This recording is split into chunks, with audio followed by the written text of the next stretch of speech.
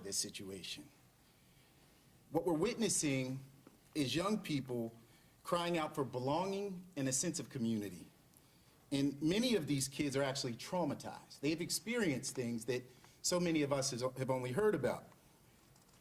I want to go further to say that some of us live in communities that are still suffering from many of the tough on crime legislation acts. And so our kids may not even have exposure to adults that get up and go to work every day. And I'm not saying this is any fault of the people who live in their neighborhood. I'm not saying that they're not trying, that there's a lack of effort on their part. But there's so many good people that have been held back for 20 and 30 years for mistakes they made when they were just growing and developing. I want to remind us that as we look at the situation of youth violence right now, our youth need us. They need love, they need support, and they need access. There's so many good programs we have in our city, and there's so many signs of there being a prosperous future. And sadly, many of our young people aren't able to read the signals or understand that these opportunities are there for them. I don't even know if the younger version of myself was able to make that connection. Mentors, coaches, community center directors, they do yeoman's work. Teachers, principals, yeoman's work. Meeting these kids where they are. Pastor Paul V. Clark was the man who reached back and helped the younger me. He taught me how to eat at a restaurant with linen tablecloths. He taught me how to walk into a restaurant and look at the shopkeeper in the eye and shake their hand. He taught me so many hard and soft life skills, but he saw something in the future me that I didn't even know I had at that time. And so I think it's important that we remind ourselves as we meet these young people where they are, when we meet them how they are, and we see them as their future selves, that they know that when they see us as their neighbors, as the adults in their lives, they know that we're there to support them. And I think through that act, we create safety, we create belonging, and we give them an opportunity to see a future with them in it. And so again, had it not been for the people that saw the future me before I did, had it not been the intentional efforts that were given to me, I might not have hope. I might have given up. I might have listened to the people that were willing to accept me for who I was at that moment and not push me to become a better version of myself. We know who these people are and how easy it is for them to accept these young, impressionable people in our communities. In closing, I want to share a quote by Dr. Cornel West that reminds us that true justice is what love looks like in public. And so each of the acts of violence we're witnessing, to me, are merely tragic expressions of unmet needs. We have to all come together. We have to address systems of inequity. We have to address trauma and support our young people as we challenge them. We have to publicly love our youth through this process. Thank you. And so at this time, I'm very honored to bring forward to the dais our city's leader, our city's mayor, Mayor Andy Ginther.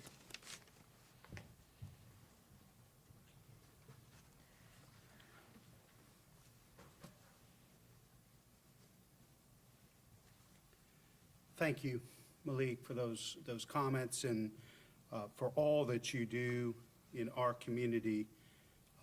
To Councilmember Mitch Brown, who's joined us virtually, to Police Commanders Smith Ware and Jeffrey, Marion Stuckey from Columbus Public Health, Pastor Alyssa Graves from Central City Church.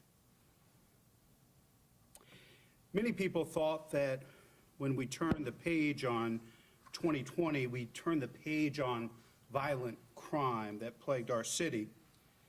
But the causes of the spike in violent crime haven't changed. And sadly, we're again seeing a record pace for homicides in our city. Columbus is not alone in this trend. Small, large, and mid-sized cities are experiencing the same. Indianapolis has already had 44 homicides this year. Louisville, 32. It is now in its 13th consecutive month of double-digit homicides. Nashville has so far had 24 homicides, double the number from the same time last year. I'd stress again that we're not talking about numbers here. We're talking about people. And each person killed leaves behind a family, friends, and a gap in our neighborhoods. It has to stop. The solutions aren't simple. It's not one single set path, but we are committed to doing everything we can to end the violence we're experiencing today. In 2017, Columbus experienced its highest number of homicides in the city's history. To find a solution, I held a series of small group meetings with members of the community and law enforcement. And from that, the Comprehensive Neighborhood Safety Strategy was born. The Comprehensive Neighborhood Safety Strategy takes a broad-based approach to safety by engaging law enforcement as well as other city departments, businesses, the community, and faith leaders. Because of this strategy, homicides dropped 28% in 2018 and 33% in 2019. Sadly, in 2020, Columbus set a new, tragically high level with 175 homicides. While the Comprehensive Neighborhood Safety Strategy worked, the current spike in homicides and other violent crimes that happened for different reasons in 2017. The violence we're seeing is different, and it's primarily related to the global pandemic and economic crisis it's brought around the world and to cities around the country. COVID-19 thrust many residents into crisis with housing and food insecurity, lack of consistent in-person education, and the closing of many of the safety nets so many residents rely on, from libraries to recreation centers. Desperation, frustration, and anger have led to much of the crime we're seeing now. We need to address the new causes of violence by adapting the current strategies and adding new ones. Since the beginning of the year, I've been meeting with small groups, community members, faith leaders, law enforcement, high school students. And I've asked them what they need to feel safe in their neighborhoods. I'm grateful to all of them for their candor in speaking with me. Today, we are announcing plans that came from those conversations. But let me be clear, this is just the start. As the year progresses, we will continue to adjust based on results we see and information and data from our neighborhoods. And we'll bring on new programs to continue this battle for neighborhood safety. First, let's talk about new initiatives.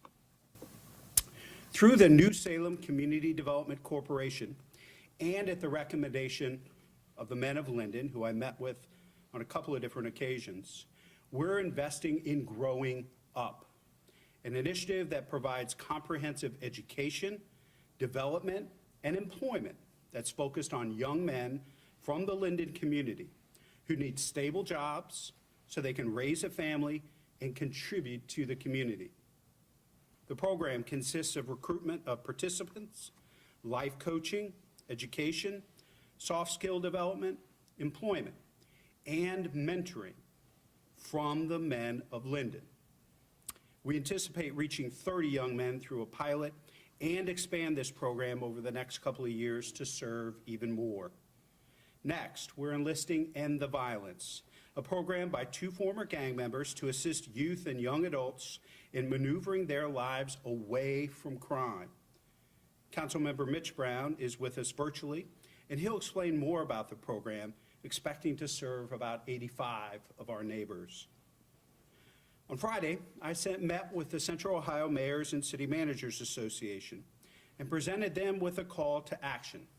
Specifically, I asked them to work with me, juvenile judges, and other leaders in the community to find diversion programs that work for our youth. Young people who commit violent crimes must be held accountable.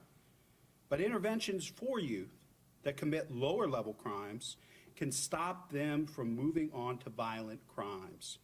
I've already had positive conversations with some of the judges who are on board with this work, And in the coming weeks, I will convene judges, mayors, and law enforcement to discuss our path moving forward, focusing on neighborhood safety and data-driven, evidence-based diversion and intervention programs that can help keep our young people safe. The city is ready to make a significant investment to get these diversion and intervention programs up and running and improve neighborhood safety throughout the community. We have some initiatives that are already producing results, and today I want to announce their expansion. Last summer, we rolled out the Reroute program.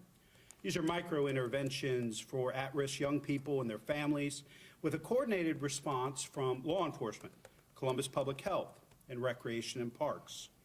This program reaches out to at-risk youth and their families to provide services to address housing and food insecurity, education issues, grief counseling, and so much more. We will double the number of interventionists and social workers working on the initiative and expand it city-wide. Commander Ware will talk a little bit about the progress he and Commander Jeffrey made in zones 4 and 5, but we look to expand this to other zones throughout the city. These interventionists, along with interventionists funded by the city, at the Columbus Urban League and Community for New Direction, will make real proactive change in our community. In a few moments, Commander Weir and Maren Stuckey from the CARE Coalition will talk about what their work will look like going forward. We heard from faith leaders about taking lessons learned from our work with Celebrate One and the community health workers that serve that initiative, and thinking about the same sort of approach for young people, particularly young people and their families in crisis. And so Marion will talk a little bit of how the CARE Coalition is going to lead that work proactively.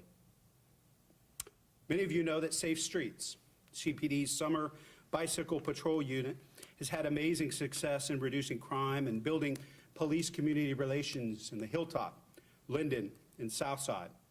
Because of its success, we're expanding it to include first shift in addition to the second shift. Primarily, it's been second shift and started primarily and lasted during the summer. We're going to start it in April, and we're going to have both first and second shift presence in these neighborhoods, and we're going to expand it throughout the fall. We think this is a great tool to build police-community relations, but also help with deterrence of crime and violence in our neighborhoods, particularly in these areas. I'm also expanding Safe Neighborhoods. This is an intervention program developed by renowned criminologist David Kennedy. Right now, the program is focused on individuals, those on parole from violent offenses, and provides significant social services as an alternative plan for one of crime and violence. In previous years, Safe Neighborhoods has had 0 recidivism. Think about that. None of those who completed the program were arrested for new gun-related charges. We're applying this strategy to groups now involved in violence because we know the impact a group can have on individuals. Safe Neighborhoods will be housed at 3 churches throughout the community. We will start the implementation of this enhanced group violence intervention in April. A couple of these key priorities would not be possible without the advocacy and championing of this from our safety chairman, Mitch Brown. The group violence intervention I've just described and the End the Violence program were top priorities for Chairman Brown during our budget process. And now it is my honor to introduce him virtually and have the chairman speak to these 2 initiatives and the End the Violence program. Chairman Brown? Thank you, Mayor. On behalf of Council President Hardin and my council colleagues, I'd like to start by thanking Mayor Ginther for his partnership and his work to think innovatively about how we address the violence in our community. The tragic, senseless loss of life Columbus has experienced over the past 14 months cannot be overstated. While many speculate about the cause of the uptick in violence seen in major cities around the country, I am more focused on a safer path forward for all of our residents, especially young people of color. Mostly young men are falling prey to this violence at an alarming rate. Even more concerning is that they are victims of other young people from within the community. We can all get caught up in looking at the number of homicides and shootings as statistics, but each of those numbers is a loved one of someone in the community. I agree with the moms and dads and brothers and sisters and neighbors and friends that have experienced loss in these past 14 months. It is my motivation to strive for a new and innovative way to curb violence. We must treat each other, or treat each of these tragic incidents as an individual, analyzing the people and the factors involved in these cases to better understand how to prevent them.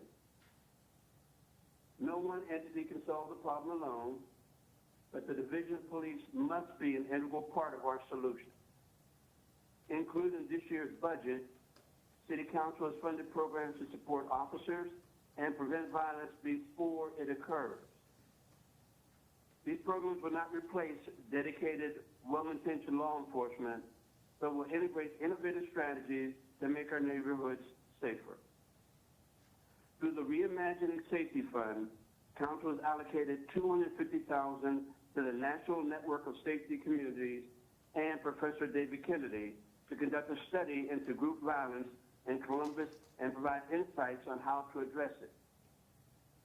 In addition, Council has provided $500,000 in partnership with End the Violence, led by Sean Stevenson, to enhance the Credible Messengers program. This nationally recognized program utilizes individuals in our community with criminal and social backgrounds that relate to the young people most likely to commit violent crimes. The goal is to intervene before a young person makes a life-altering decision. It is important to think of these young people as just that, young people who need guidance and direction, as most of us do. This program allows us as a community to engage individuals with similar experiences to develop relationships and divert young people down a safer, more productive path. The Credible Messengers program is an opportunity for us as a community to forgive and empower those who have often been disqualified to make a positive impact on their communities. The key to our success is curbing this violence relies on role models. You've heard the statement before, and I'm a strong advocate. Parenting, mentors, siblings, teachers, coaches, church leaders, and police officers. Our credible messengers are our best hope at reaching these young people before it is too late. To all the young people that may be watching, there is hope. There is hope for a safe and comfortable life without violence. We as black people must find the strength to love and respect one another. Put the guns down and listen to one another. We need you. You are our future. We can do better.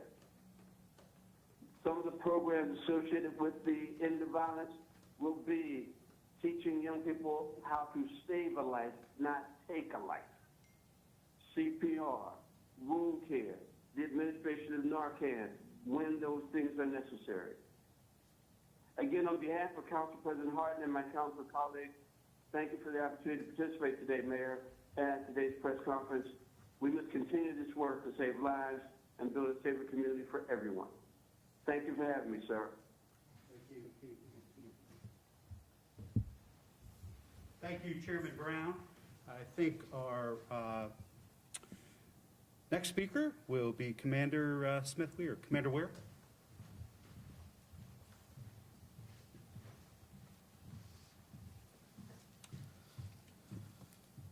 Good afternoon. Thank you, Mr. Mayor, Councilmember Brown. I appreciate you having me.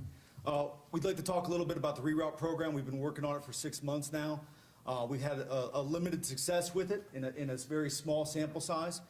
So as we move forward, we're talking about expanding that throughout the city and working with our partners with the CARE Coalition through CPH and with the Department of Recs and Parks with the city. So as we confronted the problem about gun violence in the Linden area on Zone 4 and the Near East Side on Zone 5, we saw that we had approximately 30 to 40% of our shooting victims, homicide victims, were people in the age group of 14 to 23, or up to the age of 23. In addition, we've had just an explosion of gun violence and gun seizures throughout that same time. I think since October 1st, the Division of Police has arrested 267 individuals under the age of 23 or under in the city.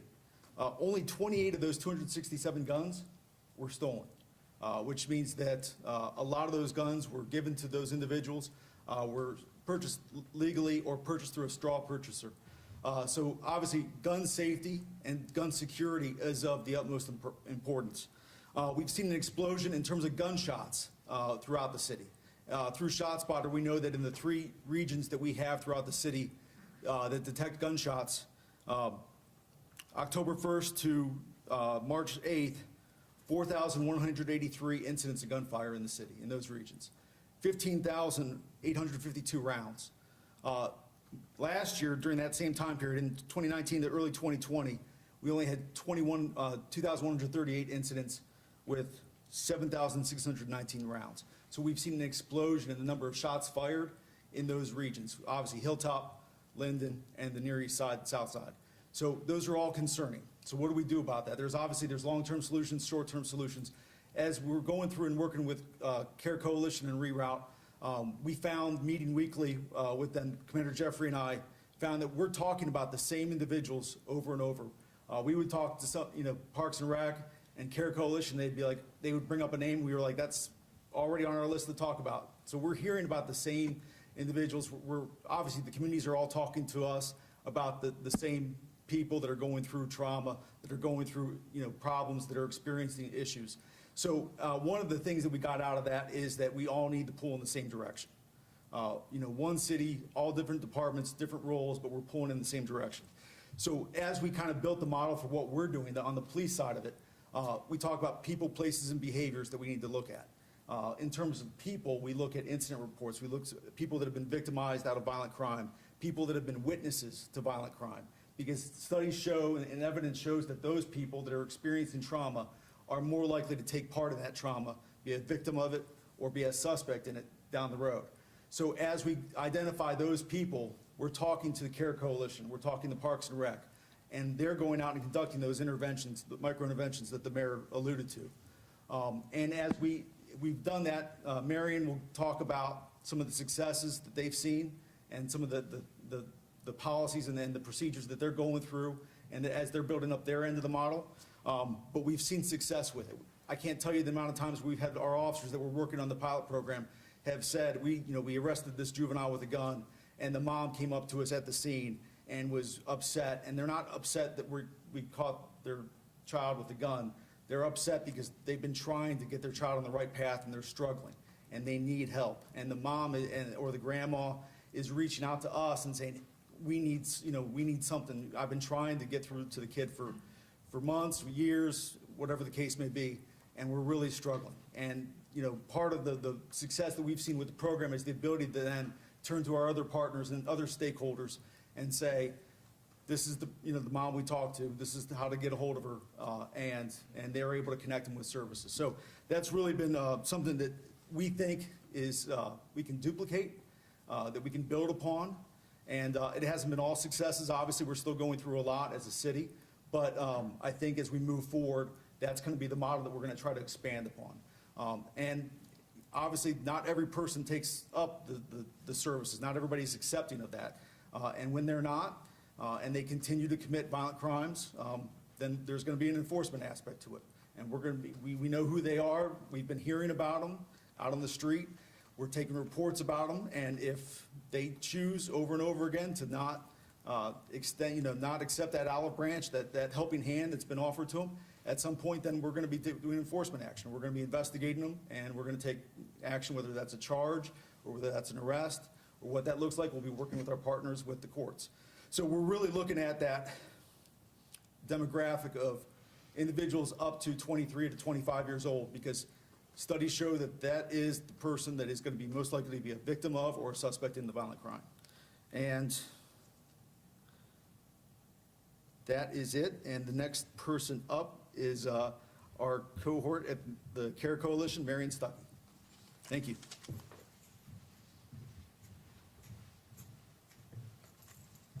Good afternoon. Thank you, Commander Weir. The work of CARE over the years has allowed us to be there for families, oftentimes after experiencing the most devastating loss, the loss of a child. Our work has included outreach to families after homicides and remembrance vigils. This is a space that we do all we can to be a resource and a source of support in, again, any way that we can. But the reality is there's only so much that can be done after a circumstance such as that.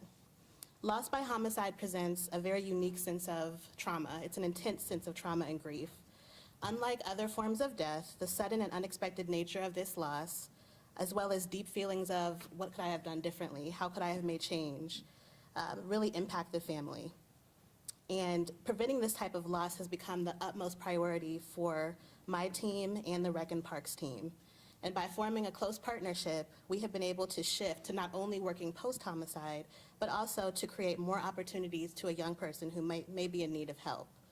The opportunity to do more to prevent violent loss and shootings of young people with the expansion of Reroute is something that the CARE Coalition and Rec and Parks really takes to heart. That comes from seeing firsthand the long and difficult journey that families go through during the healing process. A journey that is never linear. It has ups and downs because the grief process continues on and on. But by working directly with families and doing what we can, we do something called relentless outreach ahead of time to try to make daily contact with young people through Reroute.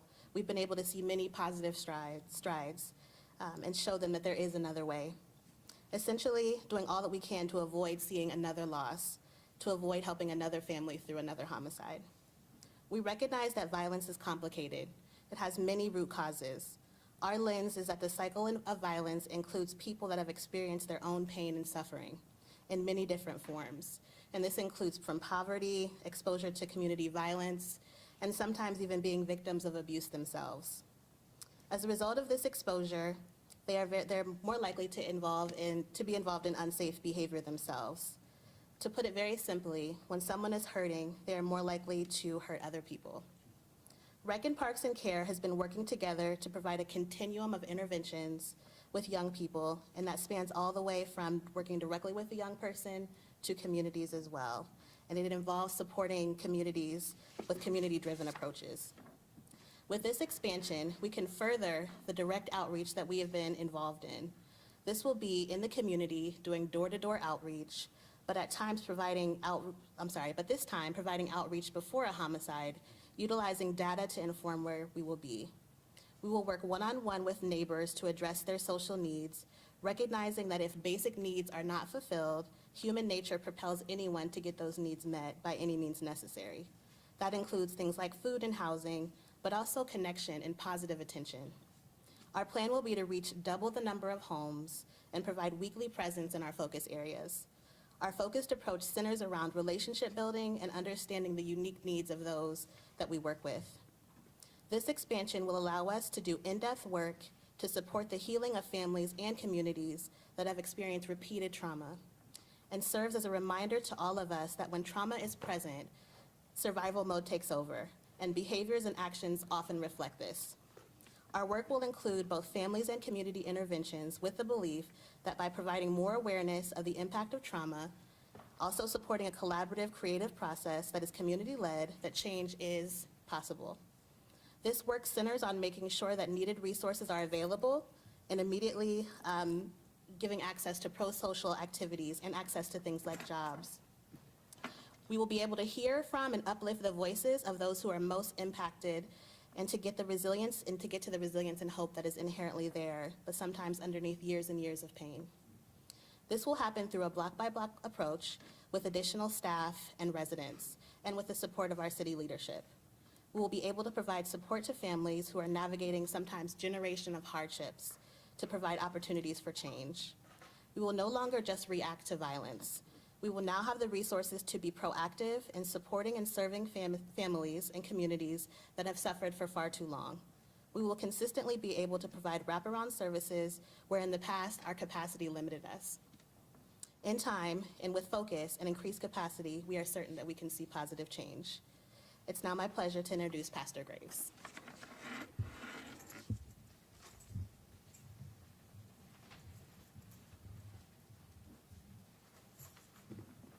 Thank you, Mayor, for inviting me to be a part of this conversation. My name is Alyssa Graves. I'm a pastor at Central City Church, and I live in the Franklinton neighborhood, and just this year lost a friend to gun violence. Luke chapter 19, verse 41 through 42 says, "As he approached Jerusalem and saw the city, he wept over it and said, 'If you, even you, had only known on this day what would bring you peace.'"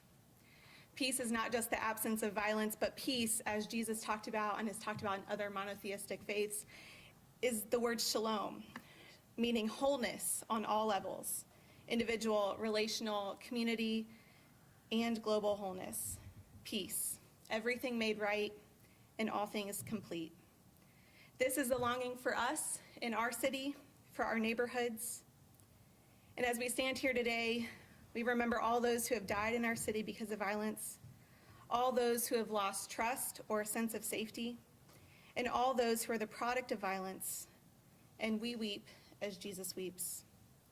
We know that these programs and initiatives are not perfect, but as we work and pray, we have hope that God will use us, use our neighbors, use our community leaders and organizations to bring about wholeness in this city. So let's pray. Holy God, the one who weeps with us, hear our cry for this city. Answer us, O Lord, and turn to us. Give us your comfort, give us your wisdom, and give us your guidance. Another brutality, another killing, another grief beyond telling, as we know that hurting people hurt people. We remember now those who are victims of violence and those who are perpetrators. We see the faces of the youth in our city who are surrounded by violence and influenced by violence. We feel the pain of the families who have lost through death or through prison. And we hear the cries of your people for peace, for justice, for respite, and for wholeness. So we pray, move powerfully in our body politic. Move us towards peaceableness that does not want to hurt or to kill. Move us toward justice, that the troubled and the forgotten may know mercy. Move us toward forgiveness, that we may escape the trap of revenge. And empower us to turn our weapons into acts of mercy and of justice. You are the God who has set us in families and clans and tribes, in communities and in cities. We give you thanks this day that you are Lord of this city and all cities. And we pray for this city today and 1,000 other cities going through the same things. In all our cities this day, there will be crime and sharp money making, and there will also be compassion and forgiveness and generosity and regulations about justice and injustice. So come, O God, and heal all that is broken in our lives, in our streets, and in our world, and make us whole. We pray this in the name of the one who wept over the city. Amen.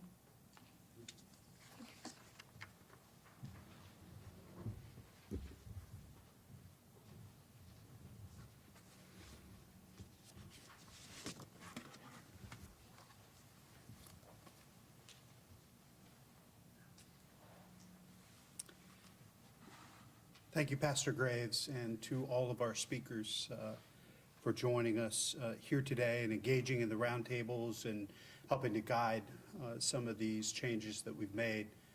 Really appreciate your time and service. We all know that our young people suffered the most when it came to the pandemic.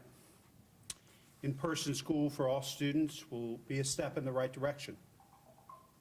But in the coming weeks, I will also unveil some of the most significant investments that the city has ever made into summer and youth programming. It appears as if the President's rescue plan will move forward out of Congress today. That will provide unprecedented resources that we can invest in the restoration of our young people. The disparity of the impact of the COVID recession have never been more clear. 60 Minutes documented it just Sunday evening. Our black and brown neighbors have been so severely, disproportionately negatively impacted by this COVID recession. And now we will have additional resources to invest in our young people and our families to help ensure that we have a dynamic and inclusive recovery where they can be safe in the months and years ahead. We won't be doing it alone. I'll be partnering with the county, with the private sector, so many of our other youth service providers to make this investment. And I know full well it won't be just this summer. I would be naive and reckless in my duty to suggest that we're going to make up in just a few months what's happened to our young people just in the last year, but over the last several years. We have a long way to go to stop the violence here in Columbus. This will not be the last press conference I have to address the crisis. But I'm confident that these steps, formed by data, evidence, and the community, will help reverse the violent trend we are seeing. Be happy to take questions from the press at this time. Mayor Ginther, we've had 5 of these press conferences before. What's different now? What can you say to the community to say that this is going to be what stems the tide? I think you heard a lot about why we think that these enhancements and new initiatives will make a difference. And there's a lot of data to support that. You know, obviously, the Safe Neighborhoods program has been very, very successful. Safe Streets has been very successful. Reroute has had a significant impact in a short period of time in a very limited part of our city. And so doubling the number of interventionists at Recreation and Parks and Marion's team at Columbus Public Health, working with the commanders in the other zones, I think we can have an even greater impact. So having this balanced, comprehensive approach, changing and adapting parts of the comprehensive neighborhood safety strategy that have to change. The violence, and I think the commander spoke to this, the violence we're seeing today is very different than what we saw in 2017. And so we have to adapt that strategy, enhance and expand some programs, and try some new things. This Growing Up partnership with the Men of Linden is something new and different, but based on what we're seeing and what they're seeing and experiencing, and entering into this partnership that Chairman Brown talked about within the violence. These are different types of approaches and initiatives that we think will help us stem the tide and make our entire community and neighborhood safer. Yes? Mayor, a lot of these programs won't get kicked off for a couple of months, and they'll take time to put into effect anyway. A lot of the juveniles who are committing these violent acts wouldn't participate anyway. So what are you going to do today to make sure we don't have 3 more homicides over the weekend, another 14-year-old who shot in the head in the Walmart parking lot?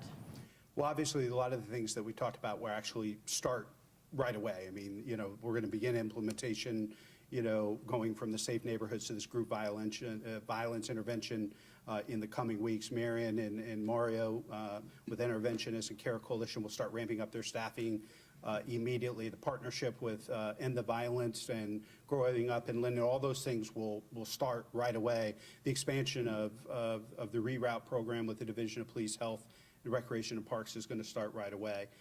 So we believe that this, in addition to the additional investments that I'll be announcing in the coming weeks, particularly focused on young people, are going to be important. But I guess really specific to your question, that's why this partnership with the courts, the juvenile court judges, the mayors and law enforcement in the community is going to be so important because we have to figure out a better way of dealing with young people that are committing crimes and in some cases getting more and more dangerous.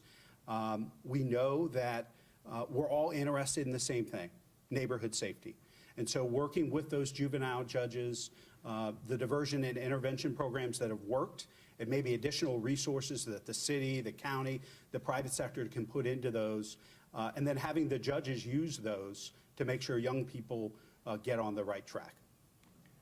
Yes? You talked about those diversion programs. What has the response been from the city managers and the mayors that you've spoken with about this? Very much interested in working together with the courts. I was just with the group on Friday. We have our monthly meeting of Central Ohio mayors and city managers, and had at least a half a dozen of the mayors and city managers raise their hand and want to work with me on this and the judges, obviously law enforcement, the prosecutor's office, so that we can address this issue moving forward.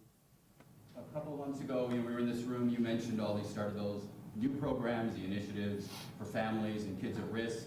Since then, we've seen a spike in violence involving kids. What was it about those programs that did not work, and how do you believe these new initiatives will work? Well, I think there's a whole variety of things. You know, as we talked about, there are a number of things that we started last year that have shown great promise, and I think the commander and Marion have spoken to those today, and that's why we're expanding them and adding more staffing to those programs so that we reach more families and expand it into different zones throughout the city. I think this is a very complex problem. This is why cities are facing it around the country. I think the lack of access to in-person education, the disparity that exists with access to high-quality virtual instruction, no extracurricular activities, recreation centers. You know, our young people are feeling isolated. They're depressed. They're disconnected. And they don't see a future for themselves in this community. And so this comprehensive approach that we've announced today, expansion of existing programs that are showing promise, investing in new initiatives that we haven't before, and the complement that I shared that we'll be sharing in the next few weeks with the most significant investment that the city, and my hope is with the collective community that we're going to make in young people in our history, and knowing that that has to be an ongoing, sustained effort for us to see the neighborhood safety that we want to exist throughout our community. Yes? Yes, hi, Mayor.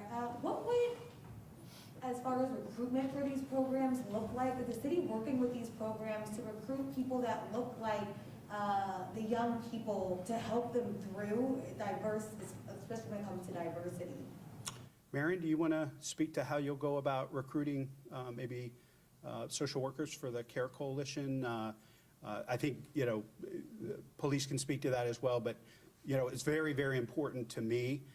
As you know, the June police class is going to be the most diverse class in recent history for the city, and so the work that's been led by Lieutenant Smith-Hughes and the recruiting team at CPD and some of the great work that's been done there, we're very proud of. But Marion, do you want to speak a little bit to recruitment for the CARE Coalition?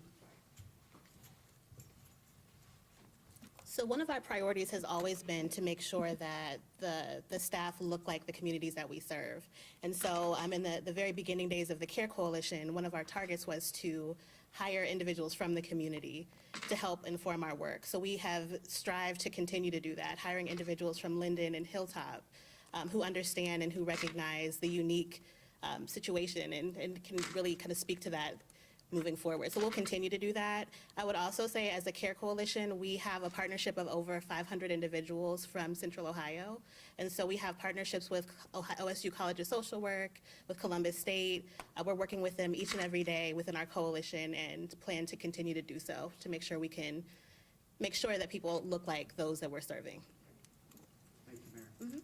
I think the only thing I would add to that is, you know, with some of the place-based initiatives, the Growing Up, the Men of Linden are going to target young men in Linden and partner them with older men that either live, worship, or work in the community. So it is going to be a very place-based approach there, and, you know, something that we're very mindful of.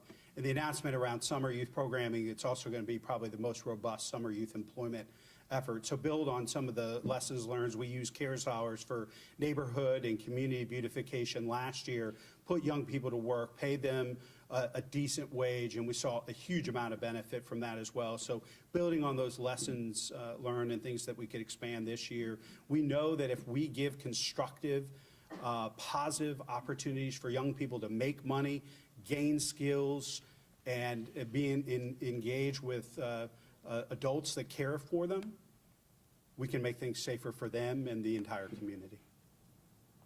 Yes? Mayor, in looking at the statistics from 2021's homicides, only one of the suspects that's arrested is under the age of 18 at this point. You talked a lot about the partnerships with juvenile court. Are there also going to be partnerships with municipal court and common pleas court so that these people that are outside the juvenile system's purview will still be able to access resources that they might need? And, you know, you talk a lot about schools, they're outside of school age. How are we going to reach these young adults?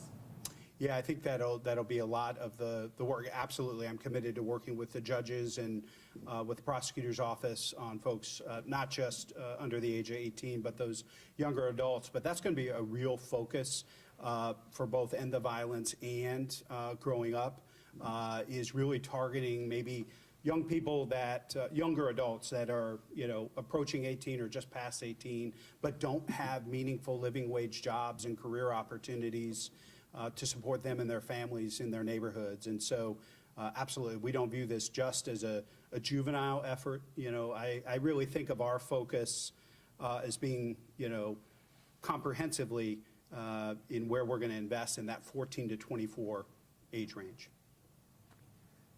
I'll come back around, Steve. Yeah. Okay. Yeah, one more question. I know we've spoken today a lot about young people, but for some young people who are already incarcerated or already in jail, might be getting out soon, will there be some programs for them to help them kind of re-induct into society and stay out of trouble?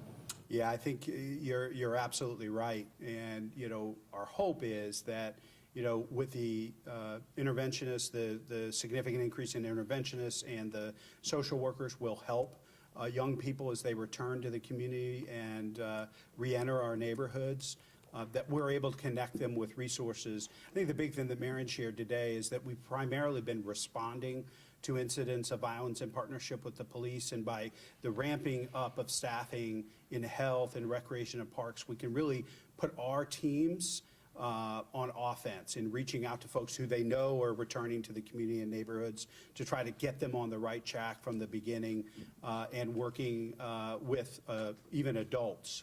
This is their work. The CARE Coalition and APPS isn't focused primarily on people under the age of 18. It's really for, you know, folks throughout the community, but really thinking about that 14 to 24 age range for our comprehensive strategy. Steve? I was just going to ask, you have hard dates when it comes to the Men of Linden and the violence, when these programs with them will actually begin and when they'll start working with kids on the street? I think we're going to start implementation immediately, and, you know, enter into those contracts as quickly as possible. But they understand the sense of urgency. I'll make sure Kate or Robin follow up with specific dates of when they'll start. So they won't have to wait when the money starts? That's correct. Okay, good. We're ready to roll. Is there any consideration to adding more homicide or assault squad detectives? CPD consistently says those who are suspected of shooting or shooting and killing someone is more likely to reoffend. Any thoughts on adding to those units? Well, I know Chief Woods has already announced some changes and made some changes within the division. And obviously, I'm always open to recommendations and input from Chief Woods on things we need to do, you know, but would really rely on, you know, recommendations and insight from him on that, if there's going to be a shifting of resources or adding additional. And where do things stand on the search for the new police chief? We're in process. The posting's gone up, right, effective yesterday.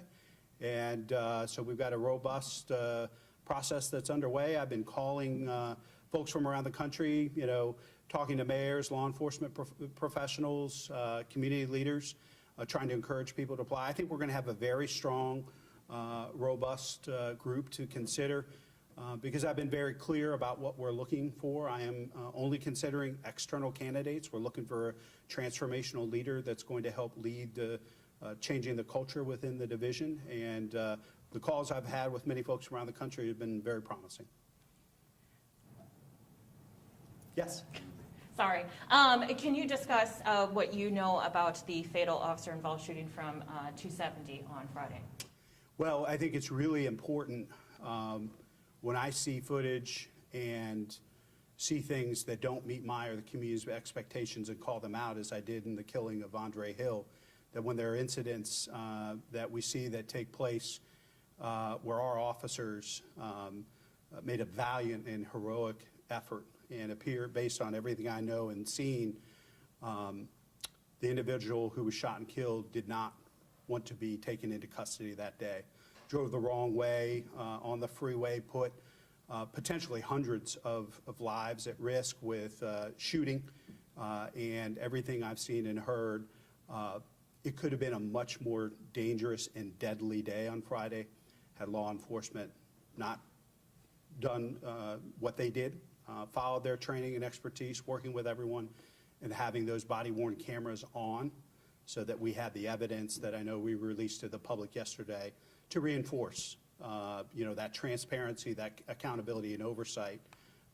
So it's critically important for me to praise and lift up our officers when they have to make very difficult decisions that have life and death consequences, if I'm going to call them out when they don't meet our expectations as well.